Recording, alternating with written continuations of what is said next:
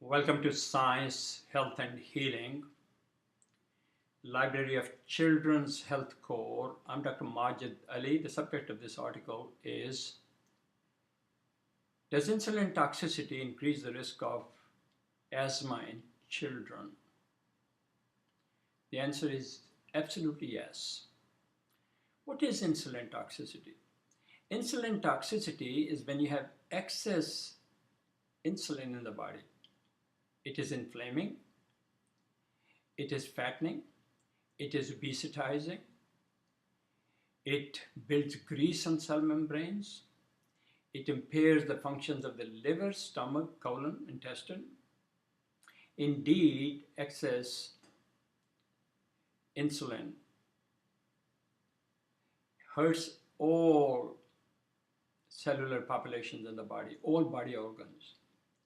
So when you have insulin, when you are insulin toxic, this is a very simple way. There's only one way to diagnose it. Get a 2-hour insulin test done. If your peak insulin value is over 30, you are insulin toxic.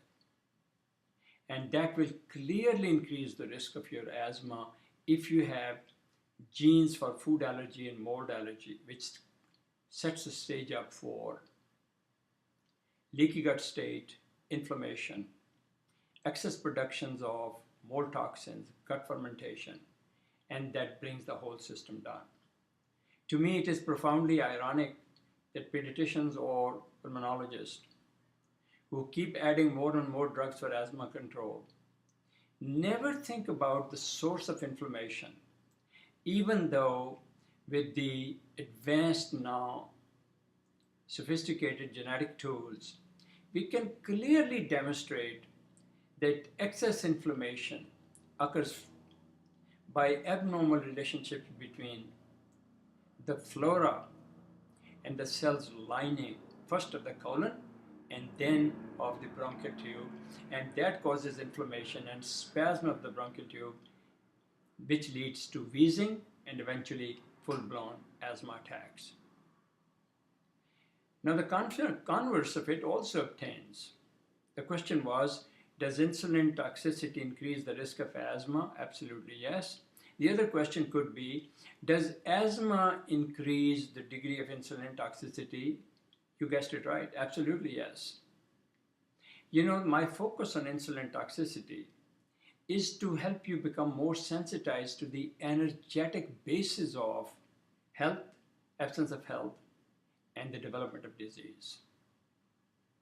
There is a program entitled Orpic, OSIC, and Disox.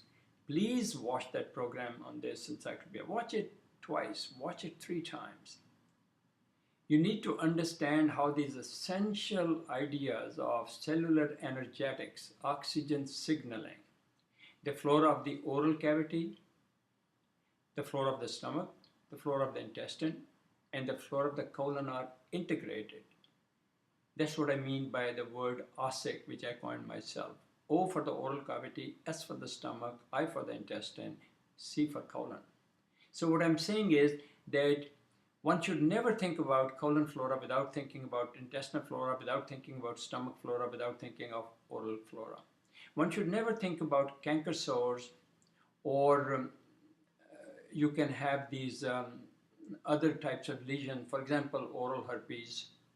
You should never think about that without thinking about the flora of the oral cavity, flora of the stomach, flora of the intestine, and flora of the colon. Because you cannot clear out canker sores without restoring the flora of the colon, flora of the small intestine, flora of the stomach, and of course flora of the oral cavity.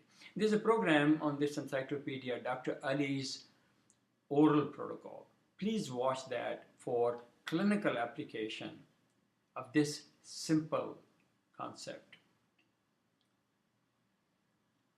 Our vision at Children's Health Core is to provide authentic information free of cost to children, parents, teachers, grandparents, public policy makers all over the world. You can support this vision by forwarding this YouTube segment to your email, Facebook, Twitter, LinkedIn contacts. Should you wish to do more, Send us an email, aliacademy7@gmail.com. 7 is the number, aliacademy7@gmail.com. Or please visit the website of the core, www.123kids, I misspoke, www.kids123.org. Again, www.kids123.org. Thank you for joining me. Until we meet again, may you be gracious, graceful, and generous in your spirit. Thank you. Thank you so much.